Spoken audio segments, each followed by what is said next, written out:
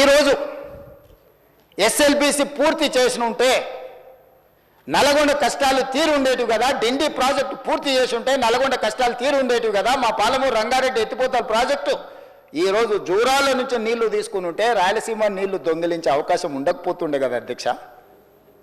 ఈరోజు కృష్ణా నదిలో మొత్తం ప్రాజెక్టుల మీద వివరాలు తీయండి అధ్యక్ష.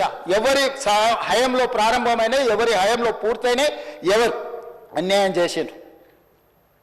పెద్దలు చంద్రశేఖరరావు గారిని రమ్మనుండి అధ్యక్ష, తమరైన వ్యక్తిగతంగా మాట్లాడండి. వారు ఏ రోజు వస్తారో వారి సభలో ఉన్నప్పుడే కృష్ణానది జలాల మీద చర్చ పెడతాము. ఈ చర్చలో ఒకవేళ మా తప్పేదైనా ఉందని నిరూపిస్తే సభ సాక్షిగా చంద్రశేఖరరావు గారికి బీఆర్ఎస్ నాయకులకు నేను క్షమాపణ చెప్తా అధ్యక్ష.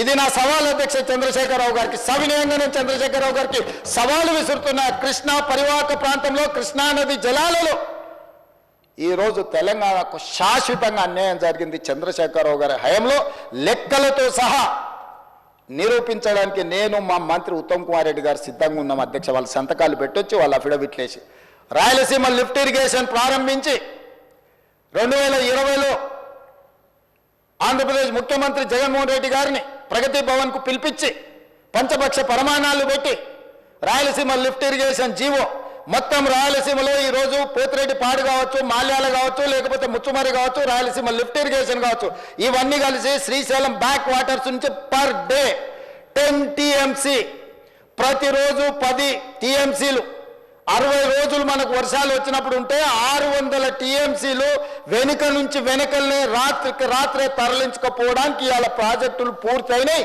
2014 నుంచి 2023 డిసెంబర్ వరకు చంద్రశేఖరరావు గారు ముఖ్యమంత్రిగా సాగునీటి పారుదల శాఖ మంత్రిగా ఉన్నప్పుడు తెలంగాణ రాష్ట్రానికి అన్యాయం చేసింది అధ్యక్ష. రోజుకు 10 టీఎంసీల నీళ్ళని తరలించకపోయే ప్రాజెక్టులు వాళ్ళు కొడితే చంద్రశేఖరరావు నిమ్మకు నీరెత్తినట్లుంటే నారాయణపేట నియోజకవర్గంలో గవినోళ్ళ శ్రీనివాస్ అని ఒక సామాన్యమైన రైతుతోని green tribunal, national green tribunal చెన్నైలో కేసు వేయించి ఆ ప్రాజెక్టుల మీద స్టే తీసుకొచ్చి ఈ ప్రాజెక్టులో అనుమతులు లేకుండా, పర్యావరణ అనుమతులు లేకుండా ప్రాజెక్టులు నిర్మిస్తున్నారన్న ప్రాజెక్టుల మీద స్టే ఒక పాలమూరి అతి సామాన్యమైన రైతు కుటుంబం నుంచి ఒక రైతు స్టే తెచ్చిన తర్వాత మేము గగ్గోలు పెట్టి లొల్లి పెట్టి రాళ్లతో కొడతామని పాలమూరు జిల్లా రైతులు తిరగబడ్డ తర్వాత ఆ పిటిషన్లో రాష్ట్ర ప్రభుత్వం ఇంప్లీడ్ అయింది అధ్యక్ష. ఇది ఎక్కడ చూద్దాం అధ్యక్ష. తెలంగాణ హక్కుల కోసం శాశ్వతంగా మనకు అన్యాయం జరిగే నిర్ణయాలు ఆంధ్రప్రదేశ్ తీసుకుంటే ప్రభుత్వం కొట్లాడాల్సింది పోయి ఉద్దండులైన న్యాయ కోవిదులను పెట్టి అడ్డుకోవాల్సింది పోయి వదిలేస్తే ఒక సామాన్యమైన పాలమూరు రైతు నేషనల్ గ్రీన్ ట్రిబ్యునల్లో కేసు వేసి స్టే తీసుకొస్తే పర్యావరణ అనుమతులు ఇవ్వని అప్పుడు పోయి వీళ్ళు విధిలేని పరిస్థితిలో ఇంప్లీడ్ అయినారు అధ్యక్ష. అధ్యక్ష నేను ఒక మాట గుర్తు చేయదలుచుకున్నాను అధ్యక్ష. చాలా మాట్లాడిండ్రు, ఉండుంటే బాగుండేది, నేను అడుగుండేవాడిని. రోజా గారి ఇంటికి వెళ్ళి రొయ్యల పులుసు తిన్నది ఎవరు అధ్యక్ష? నేనా ఉత్తమ్ కుమార్ రెడ్డి గారు అధ్యక్ష? రోజా గారు ఒక్కసారి రొయ్యల పులుసు పెడితేనే తిని రాయలసీమను రతనాల సీమ చేసి వస్తాను చెప్పొచ్చిన మహానుభావుడు ఆయన. నిన్ను పుట్టినప్పటి నుంచి 71 సంవత్సరం వరకు పెంచి పోషించి నీకు బుక్కడి బువ్వ పెట్టి గుండెల్లో పెట్టి ఆదరించి భుజాల మీద మోసి తెలంగాణ రాష్ట్రానికి ముఖ్యమంత్రిని చేసి 2009లో కరీంనగర్ జిల్లా నుంచి వలస వచ్చి మహబూబ్నగర్కు బతకడానికి వచ్చి ఒక్క ఓటేయని మహాప్రభు అంటే నిన్ను ఎంపీగా గెలిపించి మా గుండెల్లో పెట్టుకొని చూసుకొని మేము పల్లకీలో మోసి పార్లమెంటుకు పంపిస్తే మా గుండెల మీద తంతవా? ఇది నీ నీతి, నీ జాతి. నువ్వు వచ్చి ఇక్కడ వచ్చి మమ్మల్ని తప్పు పడతావా?